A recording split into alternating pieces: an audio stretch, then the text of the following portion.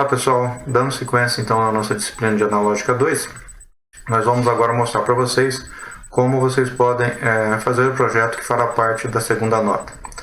Então, isso daqui é um exemplo, né? Na proposição nós vamos projetar esse circuito que está mostrado aqui na tela para vocês, e o objetivo é que ele possa amplificar bem frequências maiores ou igual a 100 Hz com as seguintes especificações, né? Os betas a gente fixou dos 4 transistores em 150, o VCC disponível é 15 volts, nós queremos que a impedância de entrada seja maior ou igual a 100 kHz e a impedância de saída seja menor ou igual a 50 ohms, a carga nossa é de 100 ohms, desejamos que a nossa tensão de saída consiga atingir um valor pico a pico maior ou igual a metade do VCC aplicado, e desejamos um ganho de 5, módulo do ganho, né? Bom, flexível aqui simplesmente o ganho, né? Porque por causa dos valores dos resistores, né, comerciais, a gente acaba não conseguindo um valor exato. Então é permitido ter um ganho variando em mais ou menos 10% do valor especificado, tá? Ou seja, estaríamos dentro do projeto se for um ganho de 4,5 a 5,5, ok? O nosso projeto ele consiste de um amplificador seguidor de emissor na entrada, para que a gente possa ter uma impedância de entrada maior, para atingir os 100K falado no projeto. Depois nós temos um estágio seguidor de emissor para fazer o acionamento do classe B, e o classe B de saída também é um seguidor de emissor, né? Então, pensando dessa forma, nós vamos ter um estágio de entrada cujo ganho de tensão é próximo de 1, né? E o estágio de saída, o ganho de tensão é próximo de 1, mas não é 1, né? É um pouquinho menor.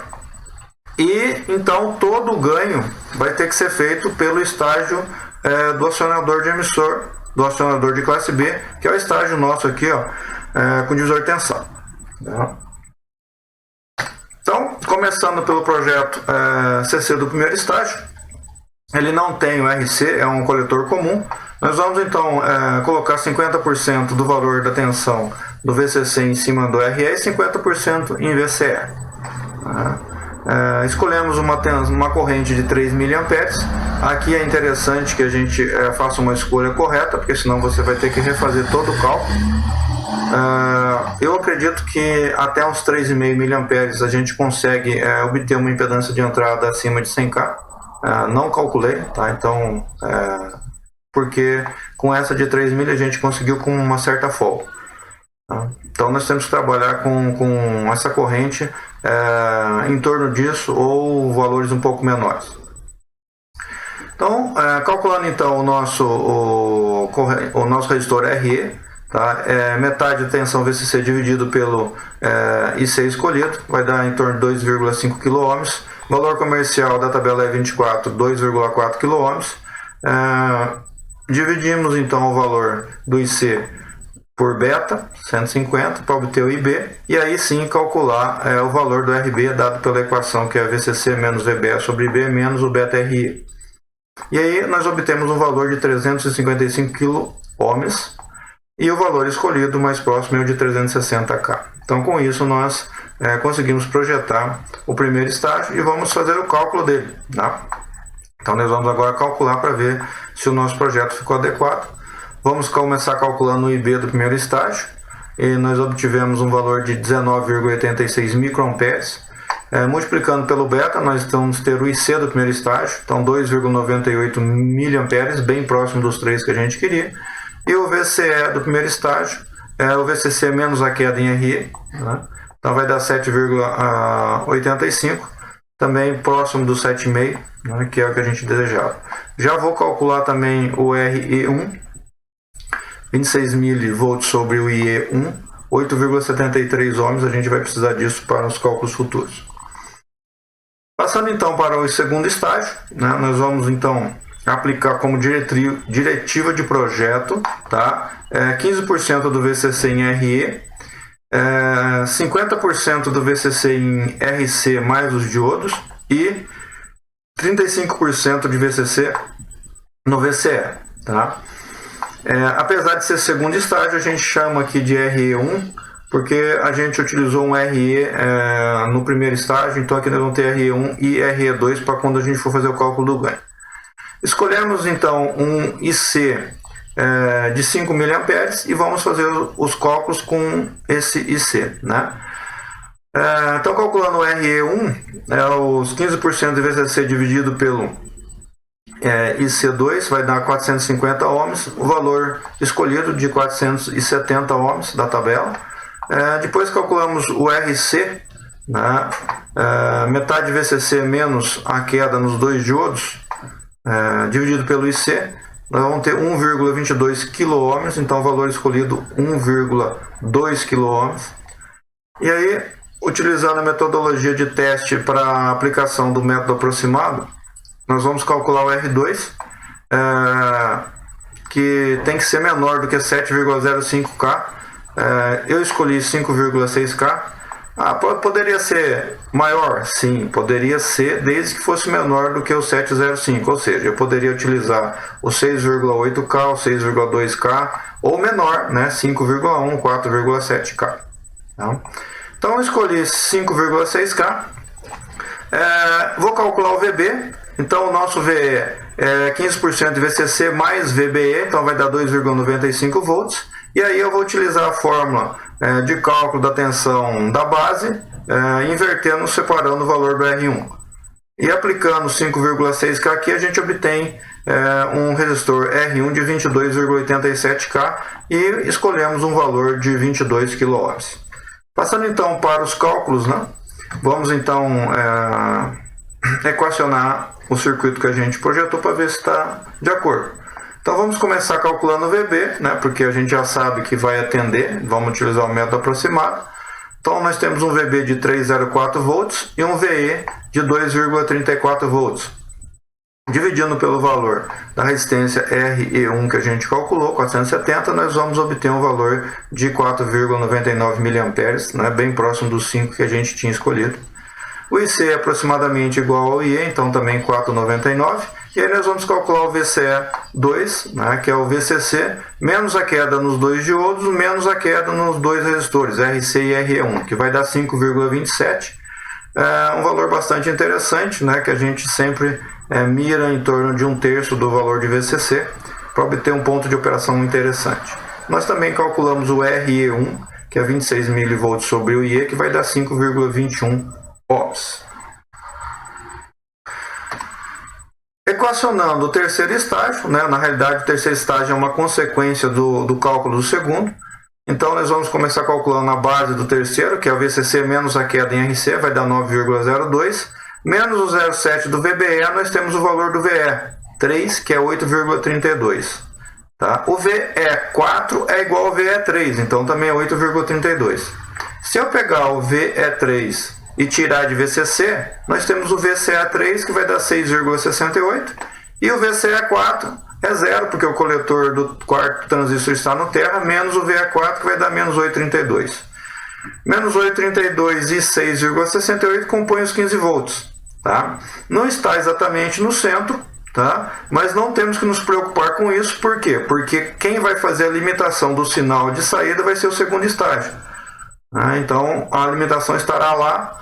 Com certeza isso daqui vai atender perfeitamente o que a gente se propõe a fazer. Vamos então calcular o RE2, né, para a gente calcular o ganho. Né? Então a gente tendo em mente que o nosso ganho, o módulo ganho é 5. Tá? E utilizando um RE3 do terceiro estágio igual ao RE2 pelo efeito de espelho, nós vamos ter a impedância da base do terceiro transistor como sendo 15,78K e a impedância de entrada é igual à impedância da base do terceiro, então vai dar 15,78K. Se eu fizer a inversão da forma do cálculo do ganho, né, nós vamos obter o cálculo do REAC2, então vai ser RC em paralelo com a impedância de entrada do terceiro estágio dividido pelo ganho menos o RE2. Então nós vamos ter um valor de 217,83 ohms. Invertendo a equação do paralelo do RE2 com RE1 para obter o valor do REC2, nós vamos obter que o RE2 é 405,98. e aí nós vamos escolher um valor menor, tá? O objetivo da gente escolher um valor menor é obter um ganho um pouquinho maior do que o 5, que está aqui mostrado quando a gente faz o cálculo utilizando o 390, né? Então, em vez de 5, a gente conseguiu menos 5,11. Temos que lembrar que o primeiro estágio e o terceiro estágio eles têm um ganho um pouco menor do que 1. Né? Então, esse ganho um pouco maior do que 5 aqui vai fazer com que o nosso ganho se aproxime mais de 5. Ok? Então, vamos mostrar também o equacionamento das retas do segundo estágio. Né? Então, a reta CC do segundo estágio é dado pela equação do VC aquiescente. Se eu fizer IC aquiescente igual a zero, o VCA de corte vai ser VCC menos a queda no diodo, que vai dar 3,6.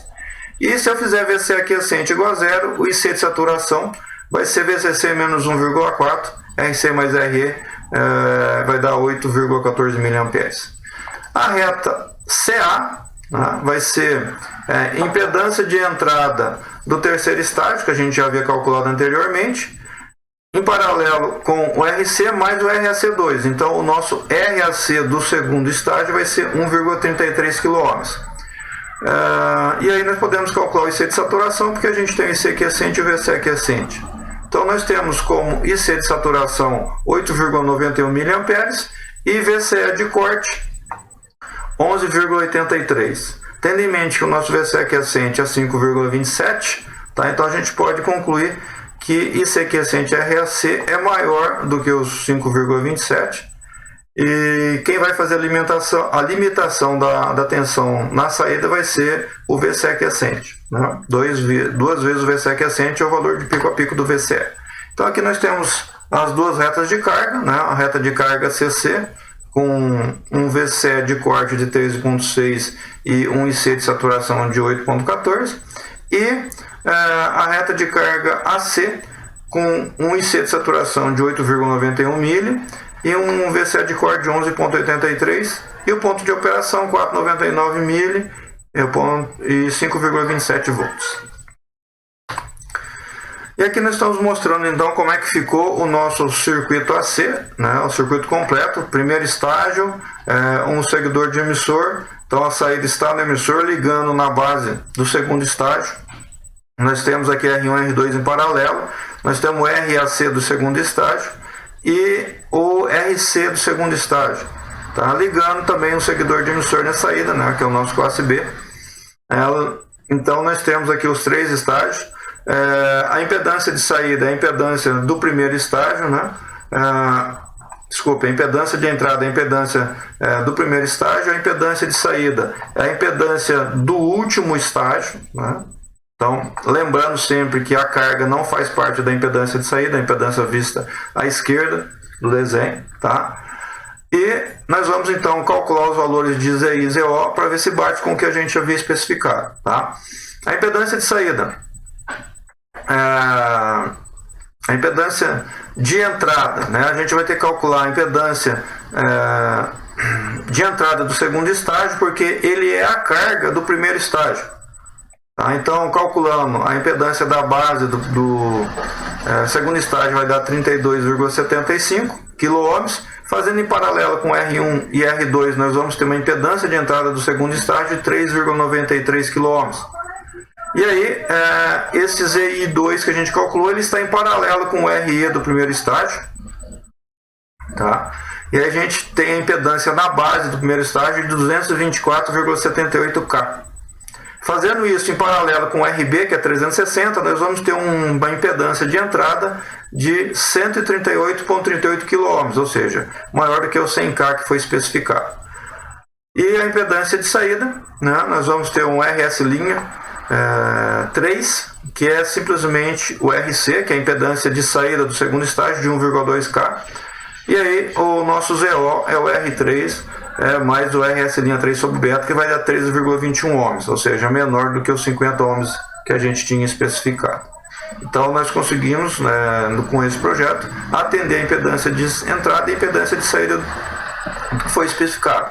Calculando o ganho, o ganho do primeiro estágio é um seguidor de emissor, é um RE em paralelo com a impedância do segundo estágio, sobre o RE em paralelo com o segundo estágio, mais o RE1. Então nós vamos ter 0,994. O do segundo estágio a gente já havia calculado, menos 5,11. E o do terceiro estágio, né, é a nossa carga sobre a carga mais o RE3, que vai dar 0,95. Multiplicando os três ganhos, nós vamos obter um ganho final de menos 4,83, né, que está dentro dos 10% de oscilação que a gente permite no ganho. E agora passamos ao cálculo dos capacitores para que ele possa operar acima de 100 Hz, né, igual acima de 100 Hz. Vamos começar pelo menor conjunto, né, a maior frequência pelo menor conjunto de resistência. Menor conjunto de resistência é o capacitor que está ligando a carga, o capacitor que a gente chamou de CL. Né? Então nós vamos ter de um lado a carga, do outro lado é ZO. Nós já calculamos o ZO, deu 13,21, e a carga é 100 ohms. Nós vamos pegar o valor que a gente quer dividir por 5, né, como a gente já havia especificado isso em aula. Então nós vamos tirar 20 Hz e o cálculo do CL vai dar 70,29 microfarad e nós vamos escolher um valor de 100 micro. Tá? Nós estamos utilizando, lembre, nós estamos utilizando a tabela que é dada no nosso livro texto. Então ela não tem todos os valores, né? Então para esse valor, o valor acima vai ser 100 microfarad. Passamos então para o cálculo do CE, que é o segundo conjunto menor de resistência. De um lado nós temos o RE2, que é o 390 ohms, e do outro lado nós temos o R equivalente visto no emissor do segundo transistor. Né? Então o nosso RS2' é a impedância de saída do primeiro estágio, em paralelo com R1 e em paralelo com R2, que vai dar praticamente a impedância de saída do primeiro estágio, né? 12,06. Dividindo isso por beta mais o RE2, nós vamos ter um valor de 5,24. É praticamente isso, em paralelo com 390 vai dar um valor muito próximo a isso daqui. Vamos pegar a frequência que foi utilizada no anterior, né, no cálculo do CL, dividir por 5, né, para que ela não influencie, e aí nós vamos ter 4 Hz. Utilizando o nosso cálculo do CE, nós vamos ter um valor de 100,65 microfarad. Tá? Tem capacitor de 100? Tem, mas nós não vamos utilizar. Tá? É maior, não é maior ou igual, é maior. Tá? E nem o igual que daria, porque é 100,65. Ok? Então o nosso CE escolhido vai ser de 180 micro, que é o próximo valor acima de 100 micro na nossa tabela fornecida pelo nosso livro. Ok?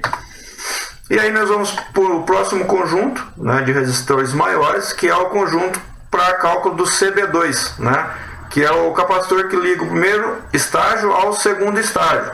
Então calculando o RS1', que é praticamente o valor da fonte, porque ele está em paralelo com um resistor de 360 kΩ, então 500, utilizamos 500. A impedância de saída do primeiro estágio vai dar 12, né? Aqui a gente nem usou o paralelo, deu 12 ohms. Tá? ZB2 tem a impedância de entrada do segundo, da base do segundo transistor, e a gente tem o cálculo do ZI2, que é 3,93, a gente já havia calculado.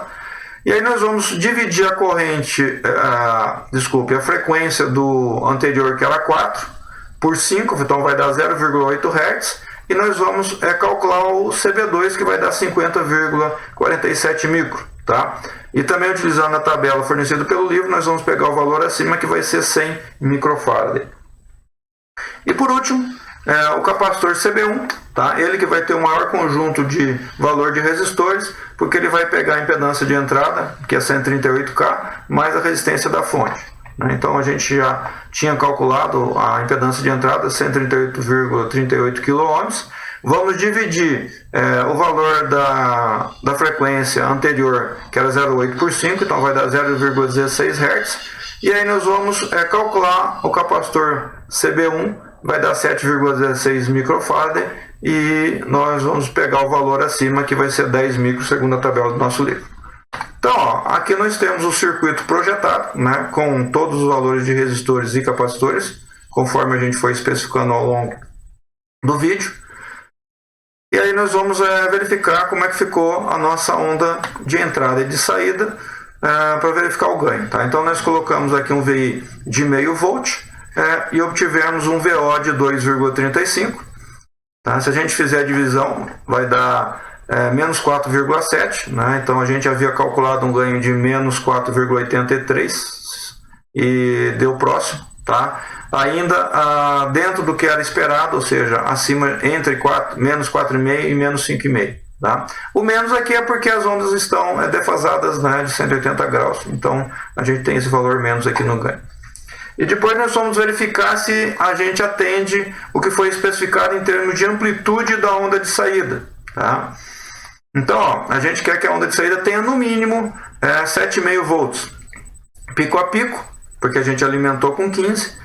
Então nós vamos ter uma limitação em torno de 3,75 e a gente pode observar, né, a gente aumentou a amplitude de entrada e nós podemos observar que ele faz o primeiro corte aqui em saturação. Tá? Esse primeiro corte em saturação é perto aqui de 4,5 volts, um pouquinho maior de 4,5 volts aqui, ó. Tá? Porque aqui ó, a gente tem 4 volts aqui. Tá em cima, não cortou ainda, se eu aumentar mais um pouquinho vai começar a cortar em cima também. Mas como a gente atingiu um valor de 3,75, tanto no inferior quanto no superior, quer dizer que a gente conseguiu os 7,5 volts pico a pico, sem haver distorção na onda de saída. E por último a gente vai mostrar a resposta em frequência, né? A gente pode olhar aqui, ó, em 100 Hz, ele praticamente já atingiu o platô. Tá? E a frequência de corte, utilizando o plot do Orcad Lite, né? A gente verificou lá que vai dar 7,70 Hz, então é 70% do valor do platô, mais ou menos por aqui assim. Tá? Pegando a frequência de corte superior, então vai dar 7,46. Também aqui a gente não fez especificação da frequência superior, mas a frequência inferior tinha que ficar no valor de 20 para menos, né? Segundo o que a gente havia especificado em sala de aula. A frequência de corte para ele atender 100 Hz tem que ficar abaixo de 20, tá? Então atendeu e com isso a gente concluiu o projeto com sucesso, tá? E vocês podem utilizar esse roteiro aqui para fazer o projeto de vocês para o nosso projeto valendo para a segunda nota, tá ok? Bom pessoal, era isso, até o próximo vídeo.